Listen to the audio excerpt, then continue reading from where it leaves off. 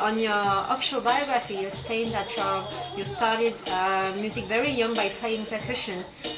What brings you to rock music at the age of 14? Well, the heavy beats. Early hip hop, even starts with Africa Bambaataa. With these club tracks that they do, they have heavy beats. And when playing percussion, I have an uncle who brought me a kunga very young. And I started playing kunga and bongos because he said I'm very active, so I just beat on my congos, beat on my bongos and my kunga. So with this, then I went into school and started playing regular drums. After I realized that, maybe I shouldn't play music, this carries to today. Like I won't be a producer because I know what I like, but to create this, I think it's more of a bond, but more of a bond between a producer and a rapper. But yeah, just listening to Run DMC and dudes like this that started coming with joints that had hard drums, very hard, simple beats, heavy drums, simple sound, melody over top, loop, and it just drew me in. Ever since then, it was, let's go. I started to take, I take Run DMC, their songs, and I take out their words but use their melody. And Peter Piper picked Spec, I would say these things. And Peter Piper picked Russell, and I rock rhymes. My boy Mark is on my side, and he got a dime. Shit like this. And we walk to school and walk to McDonald's and do this and keep doing this. And as we get older, I drink, I didn't start smoking until I was in 10th grade, which is maybe 16.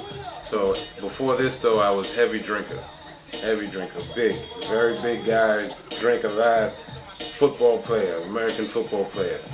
So, with this, you drink, you rap, you listen to these beats on a regular, and it just becomes a part of you, especially with the rhythms. It's just like back in Africa when they would send messages with the drums, you know what I mean?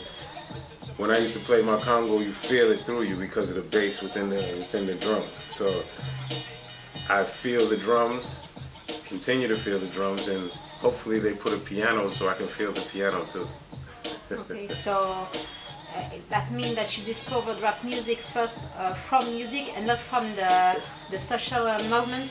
Yeah, pretty much, because when I was very young, I have cousins who listen to early rap music, and this is like, early rap music is not like the rap music we hear today. Early rap music is like dance music and party music, and get everybody dancing and running around the club. So listening to that music brought me to listening to R&B and many different versions of music. So when hip hop was created, I felt like it was mine. This was at a time when I, was growing up in hip hop. I grew up hip hop. I grew up in this era, this vibe.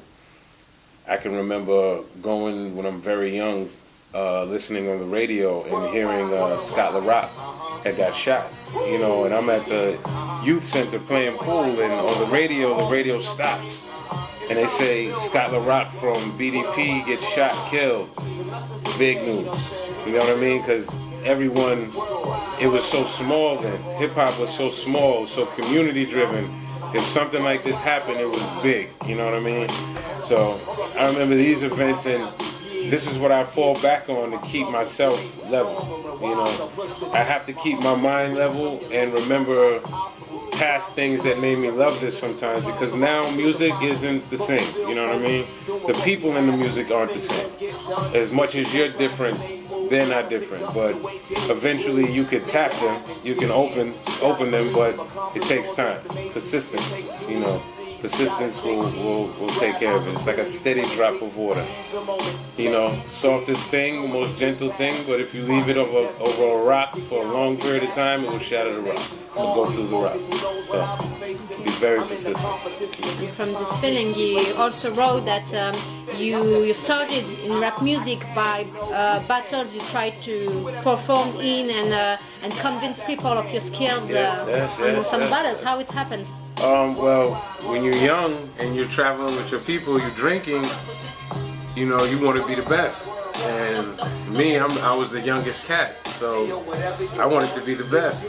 They said I was the best, so let me show that I'm the best. So I would travel from hood to hood, from different areas. On Long Island, when I was growing up, you have many different parts of Long Island. It's like France, you know, many different little parts, and I would travel to each part.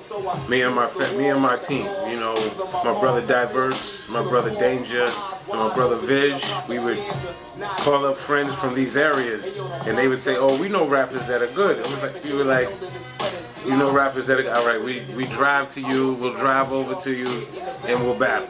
You know what I mean? And then we beat a lot of people, Then they started to come to us. So we would stay in my brother's house and wait for them to come. And people would drive, "Oh, we got some more casters coming by." Come up, roll some shit. "All right, what's up?" And then they go, and then it's like, "All right." And then by the time they leave, very few still stay with us today because they're that dope. You know what I mean? We create friendships through this. If you're bad, we still cool, but you don't rhyme anymore. You know? If you're good, we work together forever. One of my friends, one of me and my brother Diverse friends works on Hot 97, the biggest radio in New York. And he still raps to this day. You know, he has Fat Man Scoop on a song. You know, a lot of us still do our thing, and those special people, you know, I think we were talking aside before, and I told you special people, very few, will open a door. And these special people, if you find them young enough, they open a bigger door.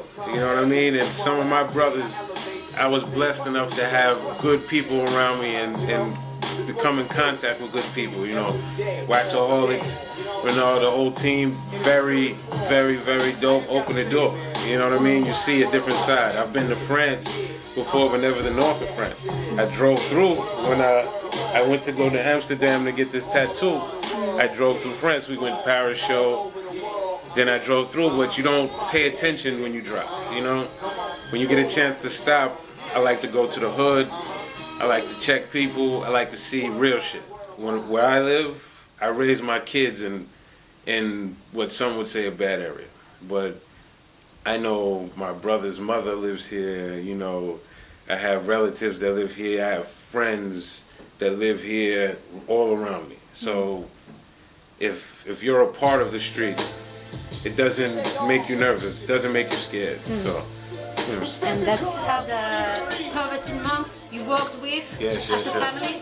Oh yes, we're all family. You know, Afura is my brother-in-law. So through marriage, he becomes my brother, and through this, when you travel with someone, it becomes bigger.